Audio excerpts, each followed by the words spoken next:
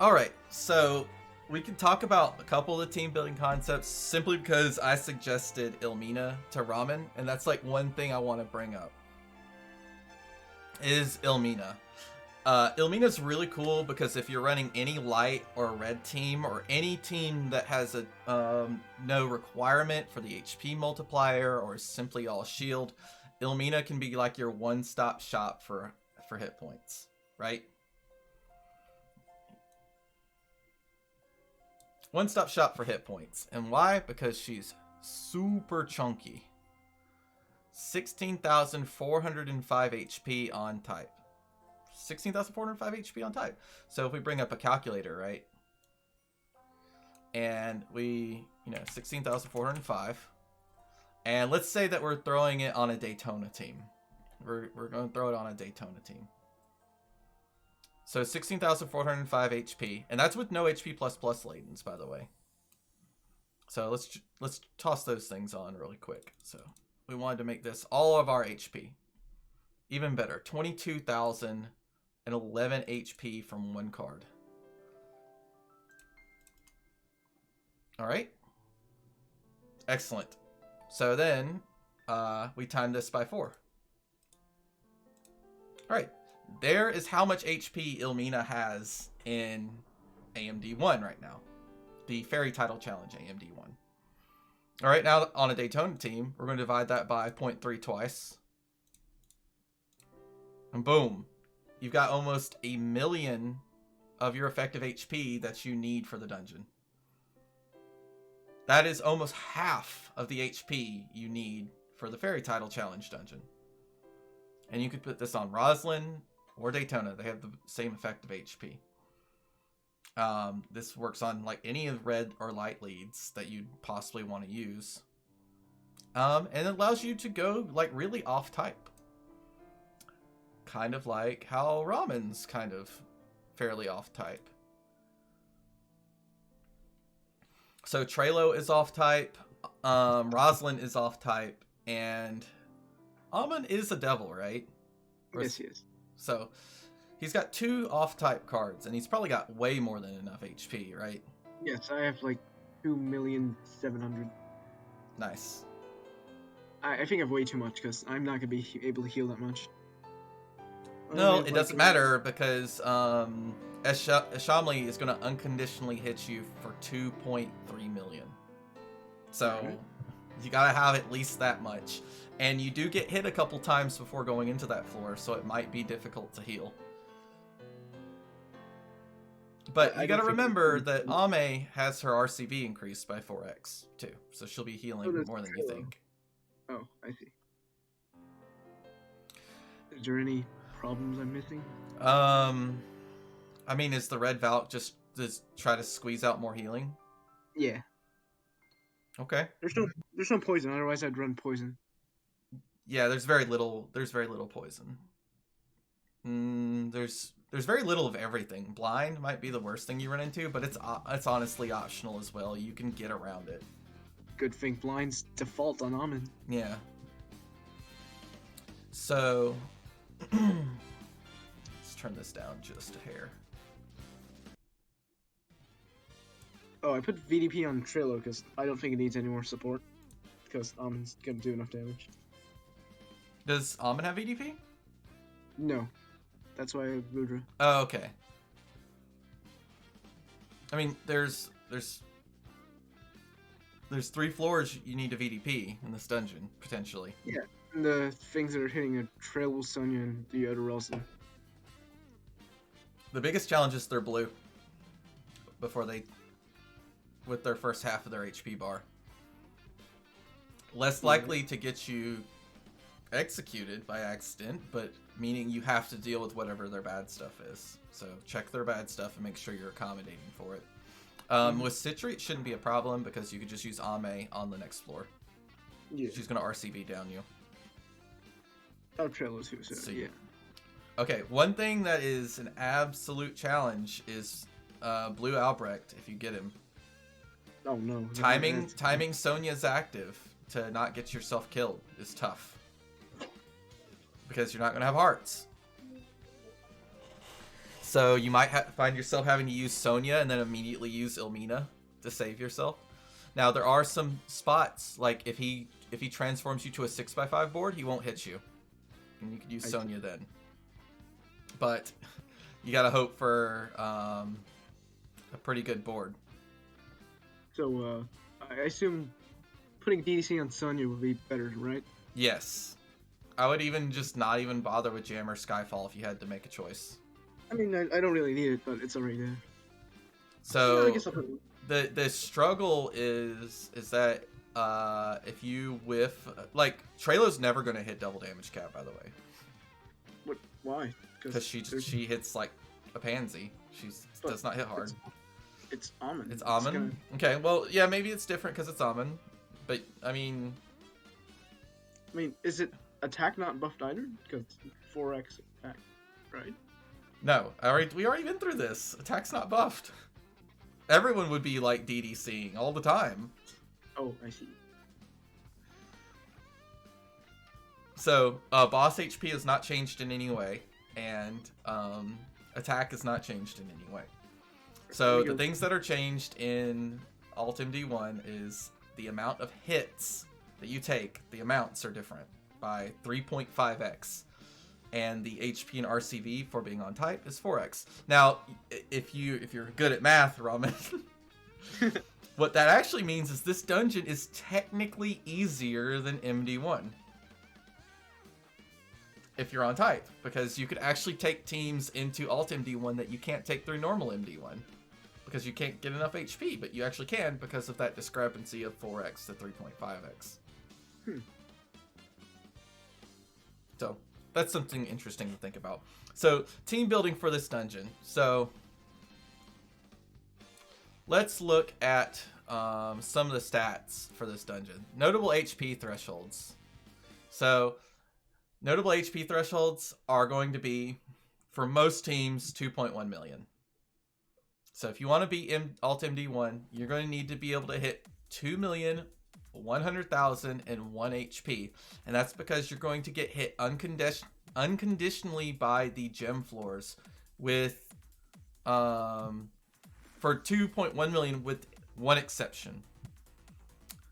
If half of your board is locked, only one of the gems will be able to attempt to lock your board. And it's possible to only get hit by the preempt by one of them, and then you get hit by it the next turn where they lock your board on the second turn, because they will, if they can't lock, they will go ahead and hit you, and then the next turn they'll attempt to lock you.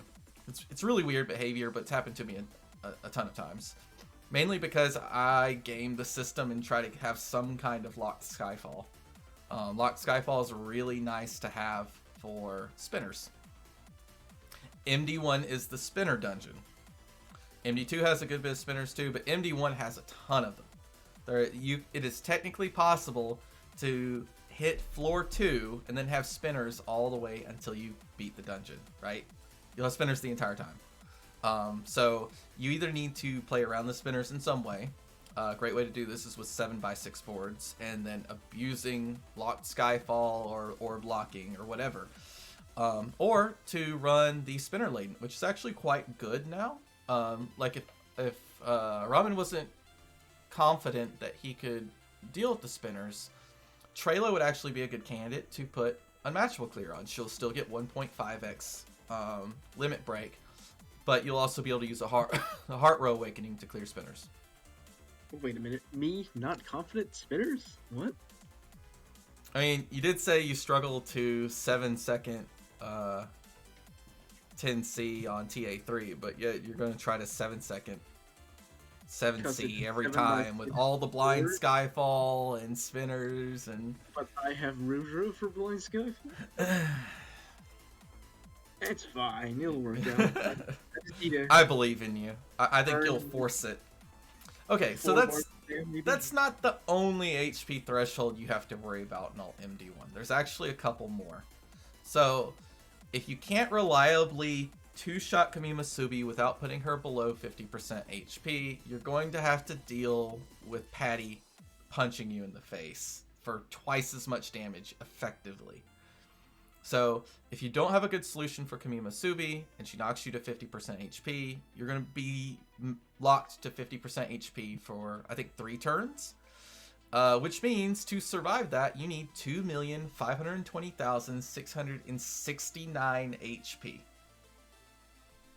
Or you will not survive her hitting you. That is actually the highest standard HP threshold in the dungeon. She hits very hard, and she's technically effectively hitting you twice as hard because you're stuck at half HP. So, my suggestion is, in general now, with power creep, is to one-shot her. Don't let Kamima Subi do the bad stuff to you.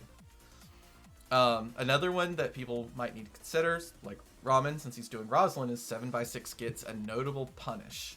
Now, they don't punish you with mechanics or Skyfall or any of that mess, but they do punish you with a very large preempt. It's actually the largest standard hit in the game, minus the Kamima Subi mix-up that's going on. It's 2,307,551 HP. She's gonna whack you really hard. You can get hit pretty hard the floors before that, so you might struggle to heal up. But this is the HP threshold you have to meet if you want to run 7x6. And finally, above those are some notable HP thresholds you might meet as you're trying to transform your leader.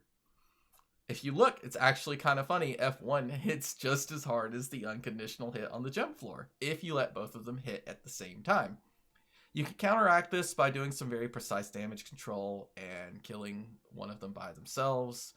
Or you can delay with an odd number delay, which will stagger them. And you can stall for quite a few turns. In my opinion, you should technically have your teams either have 100% shields to survive these, and just, it gives you an extra, every 100% shield is an extra 2 turns, like I did on my Yugi Pegasus team. Or you should just clear it. Just clear the first floor. You think to yourself, oh, they're just whacking you. Why would I be afraid of their mechanics? It's just such a pain to deal with the one that you can't delay. It's more reliable in general to build your team into clearing the first floor. Why? Because in general, you're going to want to use actives on the second floor anyway, and the third floor. So second floor, you're going to be hit 40% chance of a time debuff, RCV debuff, bind, 10-turn bind, and you got to have something to deal with that. Your team needs to be fully bind resist, or you need to have a bind clear available on floor 2. You also need at least a time debuff available on floor 2. The time debuff, unless you're running Almond with a fixed 7 seconds, it's not optional. I think it's a 25% move time.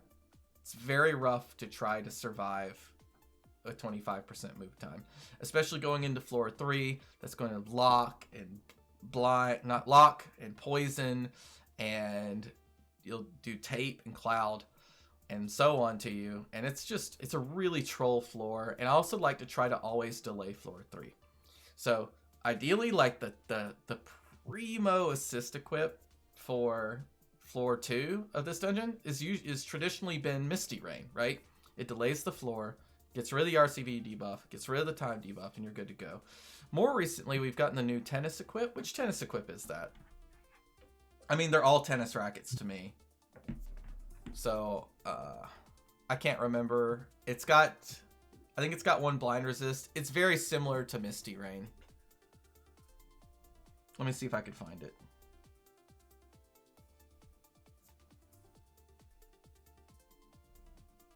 And then if anyone in chat can let me know if they find it before me. It's one of the 7 stars, right? Is it yellow? I'm not sure. Maybe.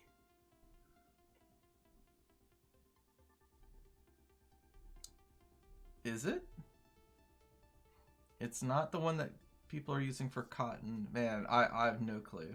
I just know there is one. Nope. So there's one in tennis too. It's almost the exact same as Misty Rain, but you get what I mean. It's a delay paired with a time extend, paired with an RCV clear. It's perfect. It gets rid of everything in F2, makes F2 nice and simple. You can continue to stall, and with fairies and boats and stuff, stalling at the beginning of the dungeon, good stuff. You can get to your 3rd transform state and blaze through the dungeon. It's okay to spend the first, like, it's Wakashi? So, Wakashi. Awesome. Yep, that's it. Oh, it's not. Okay. Wait. No, this isn't it. This isn't the delay. But Wakashi would work, right? It does do a time extend, does do recovery. It just doesn't do a delay. But this is a good budget option. If you rolled in tennis, you very likely have this card. This is one of the 6-star drops. So Wakashi would work perfectly here if you don't need to delay. The floor is delayable though, so if you can take advantage of it, you should. Okay. So next is floor 3. Like I said, you're going to get hit by a tape. You're going to get hit by cloud. And it's a whole row for 10 turns. Cloud is optional. If you could puzzle inside the 1 row of cloud, go for it. Annoyingly, it's in the 2nd row. That's really rough for me for some reason. I could deal with the top row and the bottom row, but for some reason that 2nd row cloud kills me. And I hate it. I've played with it a couple times because I just couldn't team build around it. But I like to have cloud resist in MD1 if possible. In my opinion, for most teams, tape resist is just an abs. You have to have it. Maybe some 7x6 teams don't need it as much, but you're getting hit by spinners like not long after. It's 10 rows at the bottom row of tape. Gotta bring tape resist. So cloud resist, tape resist is a must. What other effects are you going to run into? So MD1 kind of throws a little bit of everything at you. You've got your void damage floors. You've got tape resist, your cloud resist. There's a little bit of poison, a little bit of jammer. You've got a 50% chance of poison skyfall and jammer skyfall. That's it. Just 50% chance. Now 50% chance means you have to prep for it because losing 50% of your runs is not acceptable. So if your team can't deal with jammers, you need jammer surge. And almost every team is going to need poison surge. There's some really fun gimmicky teams that I've seen.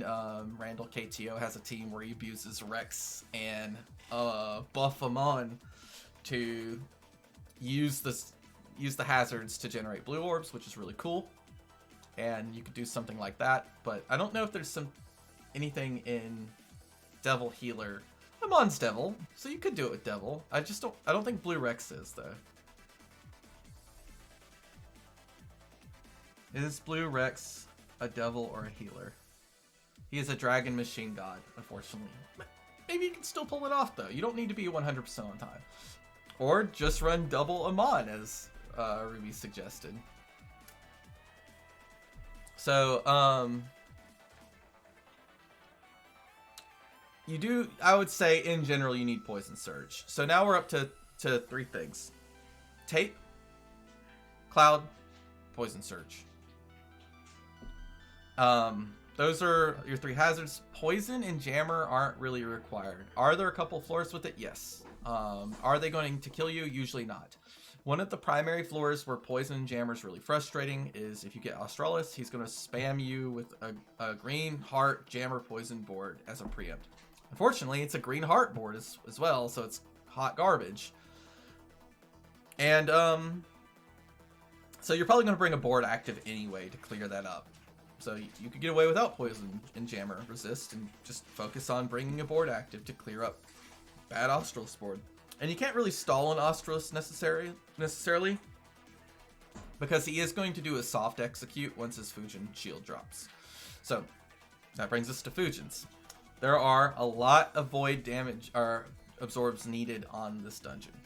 Luckily, 2 of them are directly next to each other, or not so luckily. Some people would rather them be separate. You have Kana, who's going to full board lock you, and shield put a void damage shield up. And then you have Australis.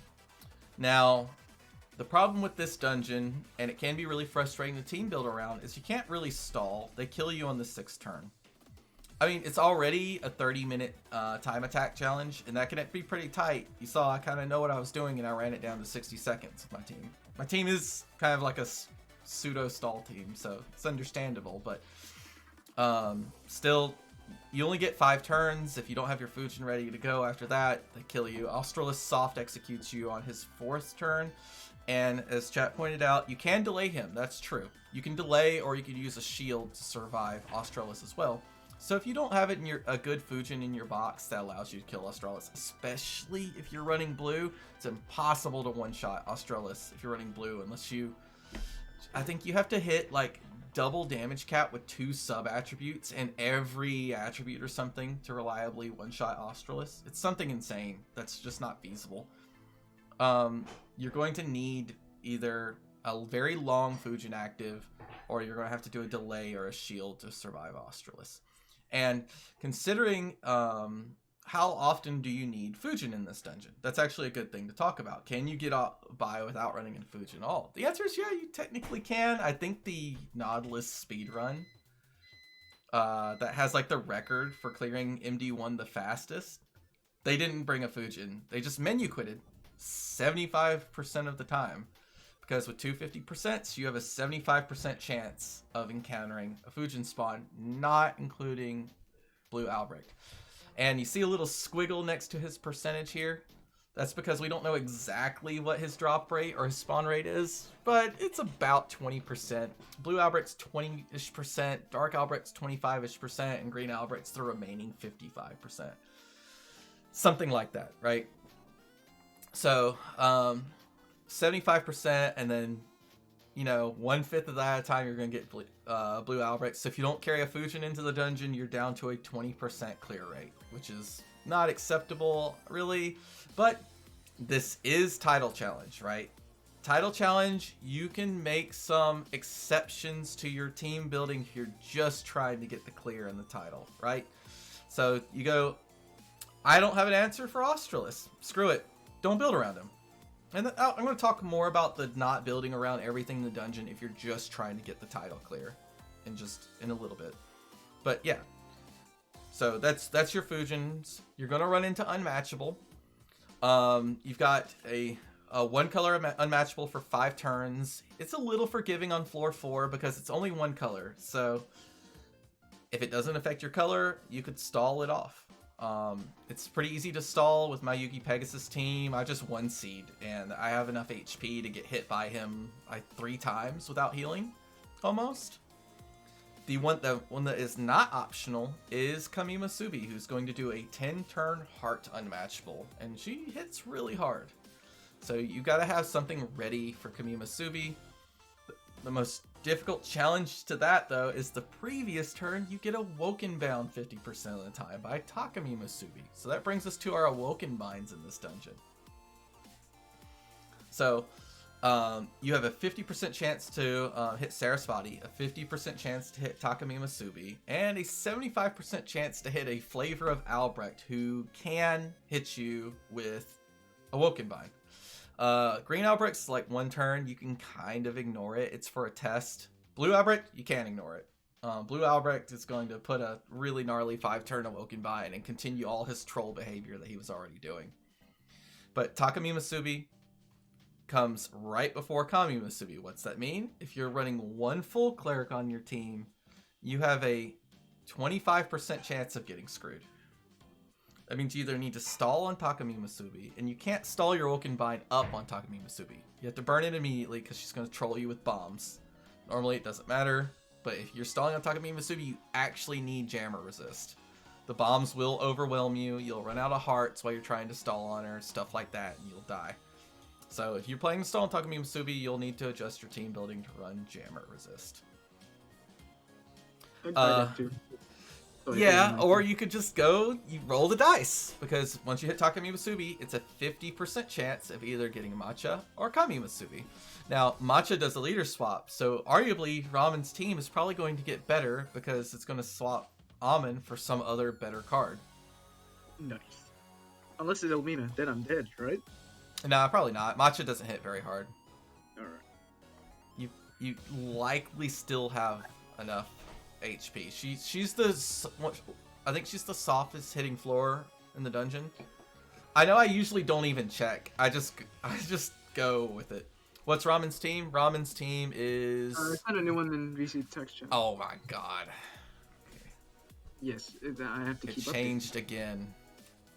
I died. I got. Oh, you put it in Pad Dash. Okay. Because I was too lazy. All right, here's Ramen's team. Looks good. I mean, Ame's not level 120. That's kind of casual. I don't have enough rainbow fatties to level them all yet. How many snow globes are? Oh no, I'm at 10 SSG. I can't afford that. Matcha doesn't hit hard until you don't know your damage numbers off the leader swap and get executed. Her execute, I'm pretty sure, is 5%. You have to get that perfect damage to get executed. I've done it too, but it's challenging. Let me see. It's very tight. Hey, arms with the raid. Thank you. So, Matcha's execute is 5%. So that's a very, very small number. You have to just miss it. Things are going well. I already cleared the dungeon with my Yugi team.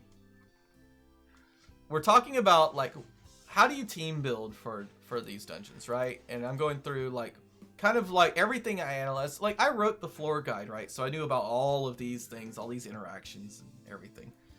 Kunamitsu's racket? That's probably it if it's one of the 7 stars or 6 stars. Kunamitsu's tennis racket. Wait, what? Nope, this isn't it yet either. No, it's a delay, an RCB debuff, and a time RCB buff and a time buff all in one. This isn't an RCB buff, but again, this will work. There's a lot of assist equips that will work, right? To be honest, I just build every team the same.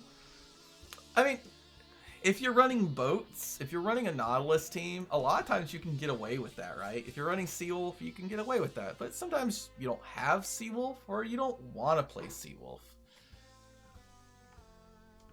So, I died to Kami with Celica X Rimu 7x6.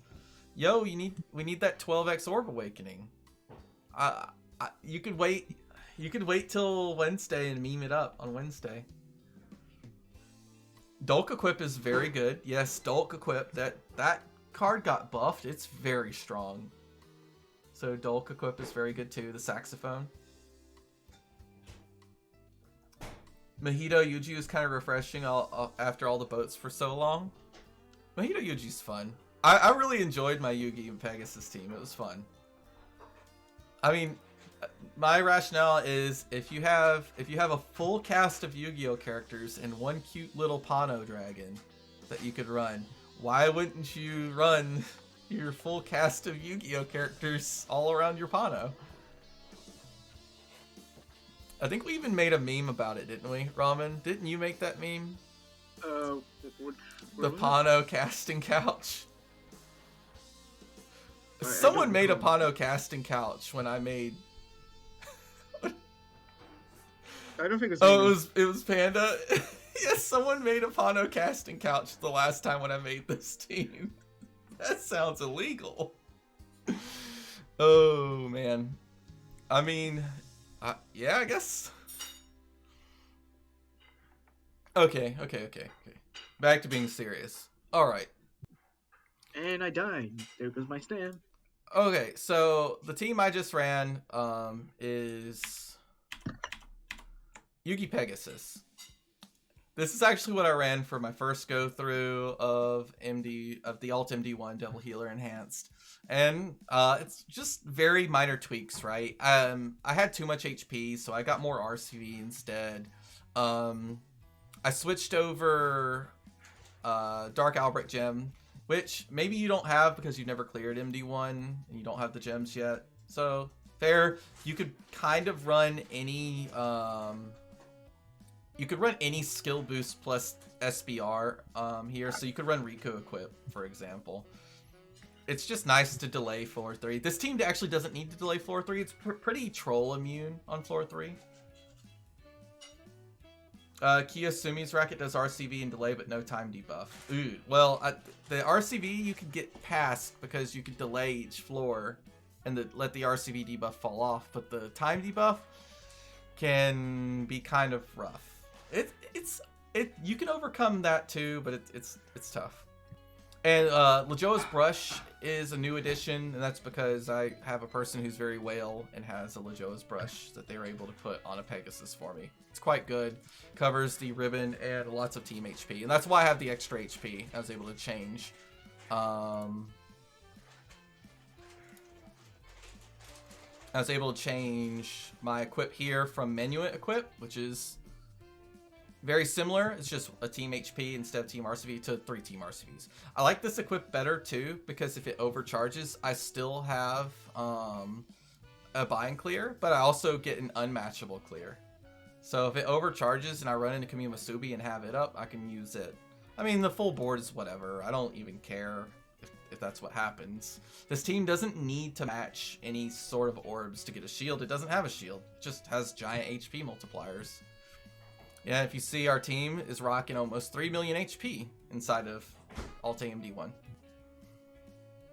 So, yeah, so the way this team kind of works is you cycle Pegasus, he unlocks the board, makes a bunch 5 Dark Orbs, relocks the board. Fantastic.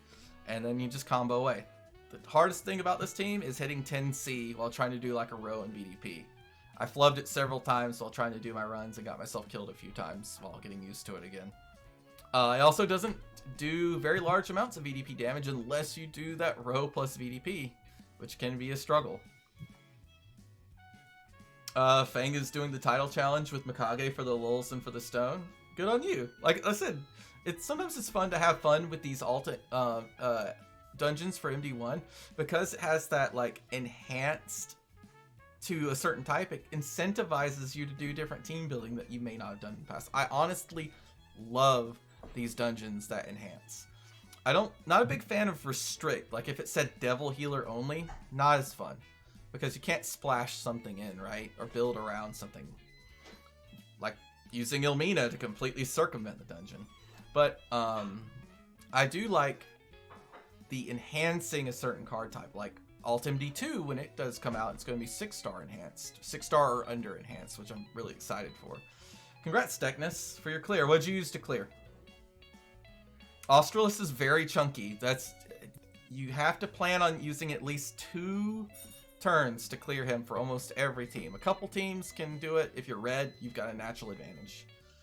Jesus, my hands are shaking. Oh, okay. What Albrecht do you get if your hands were shaking? Okay, so some other teams. I've also cleared it with several versions of Natsuru. You could probably get away with Natsuru Oak, even though Oak's not on type. Natsuru is healer, and a lot of her cards that work really well on the team are Devil and Healer. So, obviously, back when this was first around, I didn't use the new Lutina or Blue Valkyrie because they weren't out yet. But Blue Valkyrie was like made for Natsuru. A lot of people don't really play Natsuru anymore. She's a little dated. I think she's still really strong. The coolest thing about Natsuru is don't have enough orbs for a kill board? Don't care. Just bump the Natsuru, TPA your hearts, and wait. And yeah, this is a timed dungeon, but you could do it very fast, right?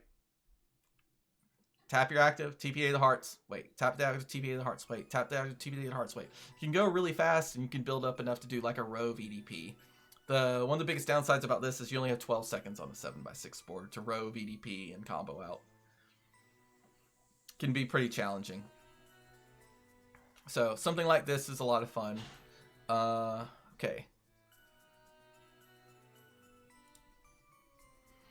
Some concepts I was thinking is, let's say you don't want to do something new. You just want to shove the same Daytona team into MD1 that you've been doing into all these other dungeons. Sometimes people want comfort, and here's comfort.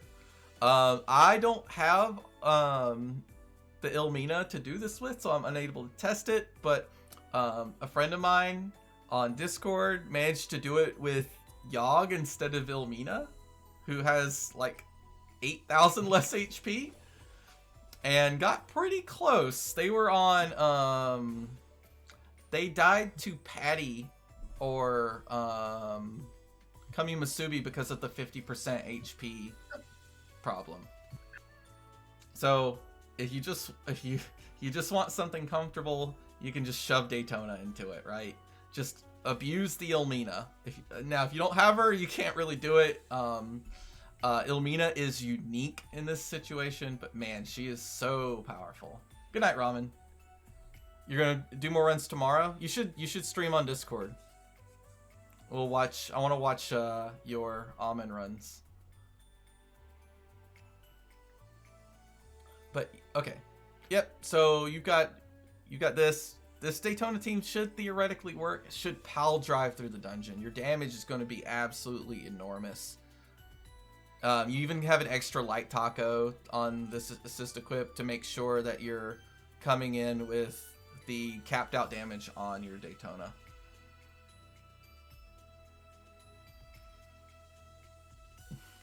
I'm being held a hostage in 3P Gathering of Talents. They keep healing Gawain. Alright, and you see, you do have to like stack HP on almost all the assist equips. You are going to have to stall on Blue Albrecht. But will you get a clear? Probably. I used an assist I never thought I would. I used Rudy's Piano.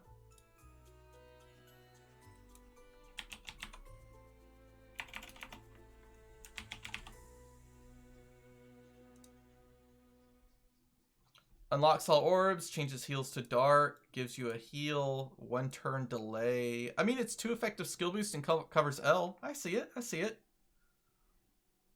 And it's odd, too. So did you use them to offset the first floor? So that you could stall? Because if you could heal for the 1,000,000 health every turn, then it's really easy to stall floor 1. You just need to use an odd delay. Alright, so if you're struggling to team build, if you're struggling to hit the HP that you need, how do you hit that HP? I mean, Elmina is clearly the best candidate, right? Huge amounts of HP. Throw some HP pluses on her, and she's just packing. Covers half of your HP needs in a single card. But if you don't have that, there are other ways you can get around it. You can use Sharon on your Natsuru or Royal Oak teams. She doesn't have as much HP, but she does pack 2 team HPs in her kit, and she's a double 10C, so she's going to be hitting really, really hard.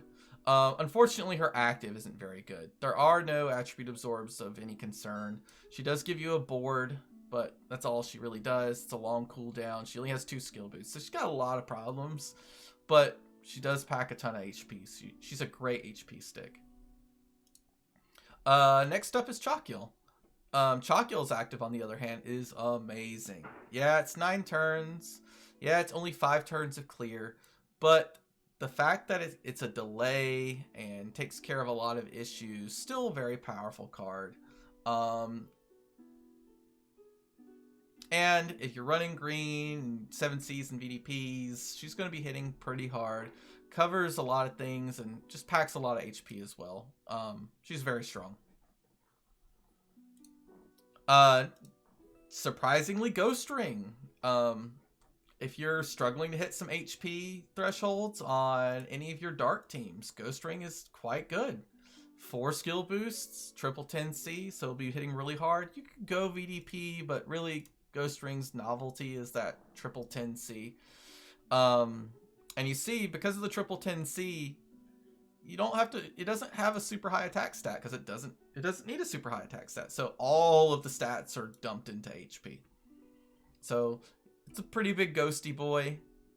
And it's got a fantastic active 2-turn cooldown to create 3 dark orbs and unlock. So it makes you more immune to locks, makes you more immune to orb troll. This is a great card for covering your HP needs as well for dark. Dark has a farmable that covers these kind of needs, right? So Gore Chaos is actually quite good for AMD1. You get hit hard enough usually that these 50% HP actives will be active.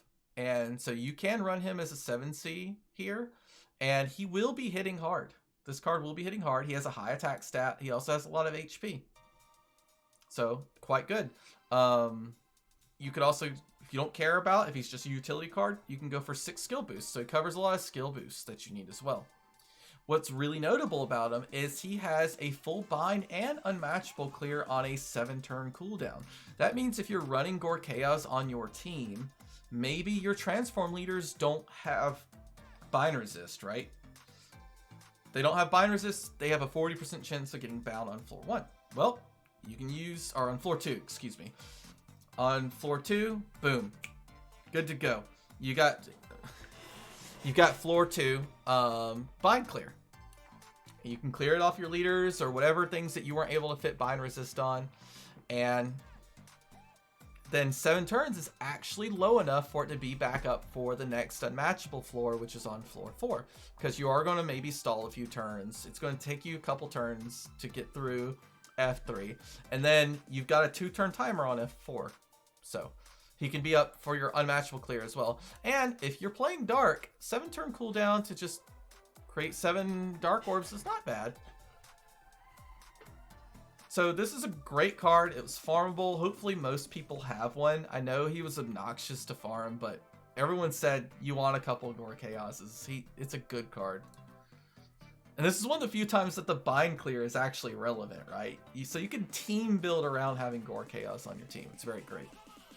The lowest HP card that I put on here is notably Christmas Grimory, mainly because I wanted to put a red card. You see we've got light. This does count as red. You can use it on a red team. You got blue, green, dark. So we're missing out on red.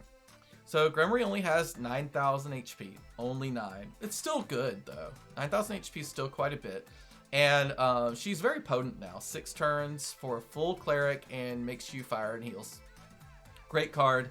You can consider running this on your Roslyn teams and your Seawolf teams to be on type, to cover a lot of skill boost, and actually provide some meaningful passive damage with the red tacos. I wouldn't go for her 7C Awakening.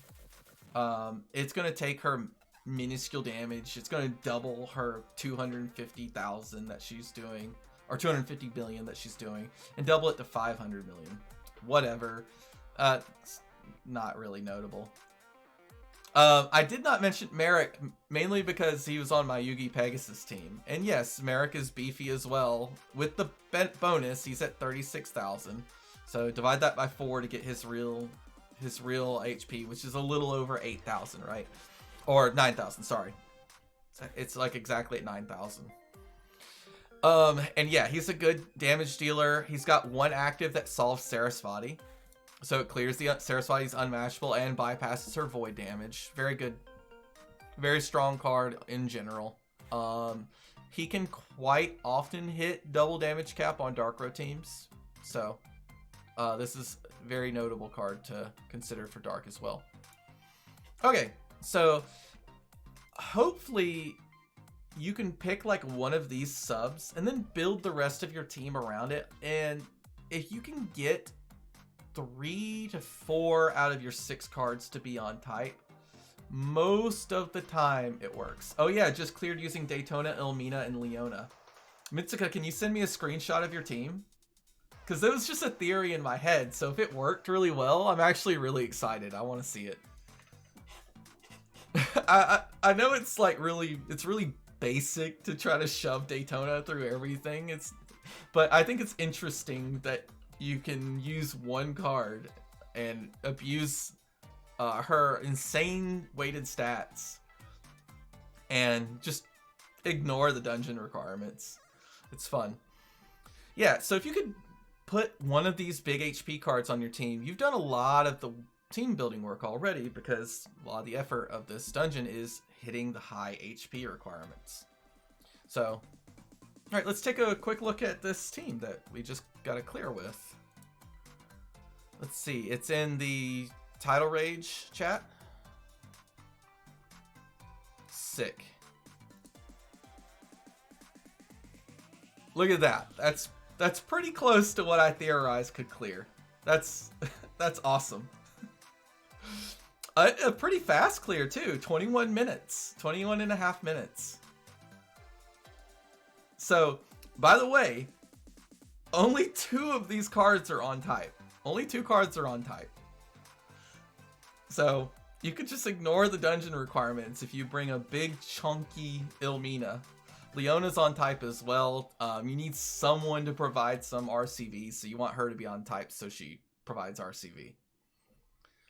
So how is the healing? Because when I was first looking at this, I was worried that the healing would be bad, but I see that you have Akintor equip on your helper. So it's like, screw it, I don't need healing. I'll just rely on the little bit I'm getting from Leona and one shot every floor. I assume that's kind of how it went down. You just kill everything before it kills you.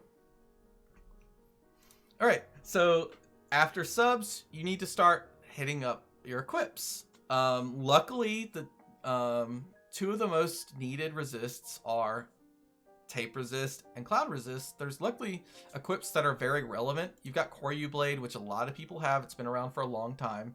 2 team HPs, an SB, and cloud. And then you have Lajoa Brush. This is much rarer. It's basically Koryu Blade, but with tape. This is from New Year's, which is coming soon. But the only people who are going to have this are the people who picked it up last year. So hopefully you have a friend, or you managed to get lucky and get one of these yourself. I don't have one, so I had to pair with someone who had one for my team. Yvonne bricked the heal, but Leona TPA and Yvonne assist equip has the RCB Awakenings. Yep. Alright, then purchasable is a Maj. A skill boost plus 3 team HPs. It is really expensive in the MP shop, but it's technically not. You don't have to roll it, so anyone can pick this up with some time. A Makazumi. This was also a free card, completely obtainable without paying money, but you had to be around when they give them out. And if you weren't, then you just don't have it. So you either have it or you don't. This allows you to cover the bind needs of your like transform cards and stuff. Yeah, Catastrophe. And it's really sad when you don't. They don't come around very often. And it is a very critical team building card. There still isn't anything that does exactly what it does that was even rollable. One that a lot of people got access to too is kind of the same event, is the Ghost Goldfish seal. This card is strong, so strong. It does give a water Skyfall on the active, which is unfortunate. If it didn't, this card would be good for every single team all the time. It gives 3 team HPs, covers 40% your poison, and it's an emergency cleric. It's a full cleric, just in case you need it on 12 turn cooldown. It's not too bad. This is going to be like best in slot for a lot of people, right? This is a great assist equip. It's nice to have the poison. There's a little bit of poison trolling that goes on. Not a lot, but Usu equip is definitely a choosable assist equip. So your assist equips in general are going to cover as much hazards as possible and then shove as much team HP and team RCB as you can while still meeting your skill boost, delay, and skill haste needs. That's a lot of work. That's a lot of effort. But this is a title challenge. So that means, what do you actually need to do? You just need to clear it one time. So my suggestion for trying to clear a dungeon is try to hit the 70% theoretical success rate. So 70% theoretical success rate, you keep at it, you'll get your clear. If you drop to 50%, coin flipping on top of player skill issues, making mistakes, everyone makes them, your clear rate's going to be really low. And if you're only getting to run like 5 or 6 times a day, if that, you might not be able to clear in time. So if there's something that you're having a really difficult time approaching, like a certain floor spawn that you have a difficult time approaching, you just can't deal with it, ignore it, screw it. Just don't deal with it. And the one that I tell people to ignore the most is probably Blue Albrecht. Some people run this dungeon over and over and over and over and over and over and over again and never ever see him, right? And then I was trying to speedrun with Rosalind back when this dungeon was still pretty young, and just kept getting Blue Albrecht over and over again and like raging because I was trying to get these really fast times and couldn't get it because Blue Albrecht kept coming along. Some other things that you can kind of play around is you don't have to bring blind. It hurts when you get blinded and you don't have ways to deal with it, but you don't have to plan for everything if you're just trying to get the title clear. So I guess closing remarks are there's lots of flexibility you could build if you happen to have any of these big HP sticks. And what you're going to really want to do is try to build a team. Just find the healer devils in your box that have enormous amounts of HP and see if you could build a team around them. Use pad DB to search for those stats. Use pad dash formation to search for these stats, or PDC, or whatever you use. You can even just sort your box by HP. But yes, you need to hit those HP requirements. I've seen some comments on like Facebook and stuff of people having trouble with the dungeon simply because they don't even think, they just go into it and die, and they're like, oh my god, why am I getting hit for over 1 million damage on floor 1? I just don't get it. That's because the dungeon is telling you you have to use these types and you have to be ready for the big hits. And if you're using the types, the hits are actually less hard than the original MD1 dungeon. So with that being said, if you have any questions or if you need any help, I think I'm going to kind of dedicate most of like my week pad wise to helping people get the fairy title who want it, helping with team builds, and if anyone in chat wants help with the team build, it looks like most people are clearing it. I keep seeing people comment that they just finished their clear, which is fantastic. Yeah, let's figure it out and let's get the fairy title challenge done. Anyway, so that's my spiel for team building for AMD1. How do you go about it? Enjoy the dungeon mechanic, right? That's telling you to use a certain type, or abuse it with Ilmina, and then just ignore it for the rest of it.